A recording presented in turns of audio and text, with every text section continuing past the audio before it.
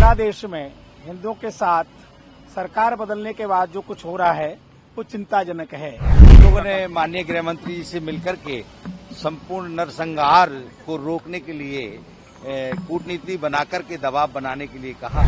गृह मंत्री जी ने सारी बात को सुनने के बाद में ये कहा है कि हम स्थिति पर बड़ी नजदीक से सारी नजर बना करके रखे हुए हैं। बांग्लादेश से चल के जो रोहिंग्या भारत के अंदर में शरण ले रहे हैं उनको जल्दी से जल्दी भारत से निकाला जाए, क्योंकि अभी हम लोग गृह मंत्री जी से मिलकर के आए हैं। विष्णु प्रसाद और संतों ने मिलकर के हमने अपनी बात उनके सामने रखी है।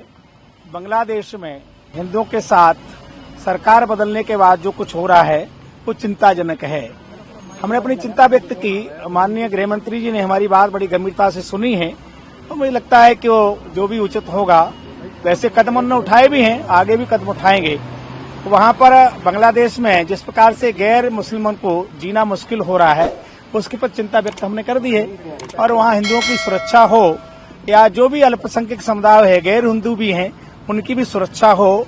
मानवीय दृष्टि से सबको जीने का अधिकार है और बांग्लादेश में जो कुछ हो रहा है उनके नागरिक हैं। अपने नागरिकों की रक्षा करना उनका दायित्व बनता है वहां की सरकार का। सरकार बदली है, वहां के हिंदुओं को उससे कोई लेना देना नहीं है। हिंदू तब भी सरकार के और राष्ट्र के देश बांग्लादेश के साथ थे, आज भी हैं।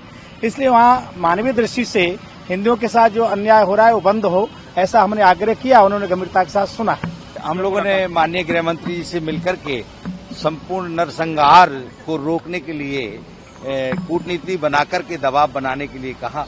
उन्होंने बहुत गंभीरता से उस विषय को सुना और कहा कि हमारी सरकार पूरी तरीके से जो सजग है, वहां के जो नरसंहार को रोकने के लिए जो भी हम लोग उचित कार्रवाई कर सकते हैं, कदम उठा सकते हैं, वो उठाएंगे। और माननीय गृह मंत्री जी और समस्त भारत की सरकार और माननीय प्रधानमंत्री जी इस बात को लेकर बहुत चिंतनीय हैं। आज पूजनीय संतों का प्रतिनिधि मंडल माननीय गृह मंत्री जी के आवास पर समय लेकर के आज मिला है और उन्होंने वहां के जो हिंदुओं की जान माल का नुकसान हुआ है उस पर गंभीर चिंता व्यक्त करते हुए माननीय गृह मंत्री जी को ज्ञापन भी दिया है।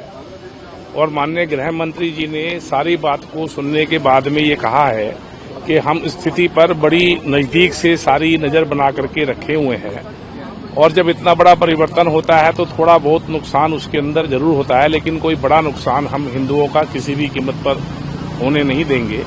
हमारी सब स्थितियों परिस्थितियों पर नजर है। आज माननीय गृह मंत्री माननीय अमित शाह जी से हम लोग के प्रतिनिधि मंडल बांग्लादेश में हो रहे हिंदू बौद्धों पर जो अत्याचार हो रहा है, उनके मठों को, मंदिरों को जो तोड़ा जा रहा है और खास करके जो वहां पर दलित समाज में एक मुतवा समाज है, बड़े पैमाने पर बांग्लादेश में रहता है, उसके भी मंदिरों को क्षतिग्रस्त कर दिया गया है।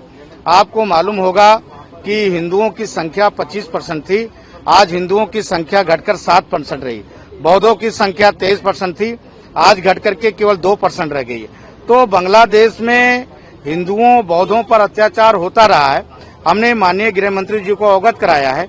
माननीय गृह मंत्री जी ने, हमें पूरा विश्वास है देश के प्रधानमंत्री माननीय नरेंद्र मोदी जी पे और गृह मंत्री जी पे कि हमारे जो हिंदू भाई हैं, जो अल्पसंख्यक भाई हैं, उन पे कार्रवाई अब नहीं होगा।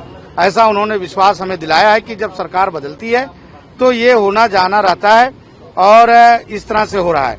मैं एक चीज और हम लोगों ने रखा है कि बांग्लादेश से चल के जो रोहिंग्या भारत के अंदर में शरण ले रहे हैं उनको जल्दी से जल्दी भारत से निकाला जाए, क्योंकि भारत में की भी दुर्दशा उसी तरह से हो रहा है जिस तरह बांग्लादेश और पाकिस्तान में रोहिंग्यों कर रहे हैं। तो रोहिंग्या मुसलमान भारत में सबसे ज्यादा शरण ले रहे हैं, उनको भी हम लोगों हटाने के लिए प्रधानमंत्री से आग्रह किया और गृह मंत्री से आग्रह किया।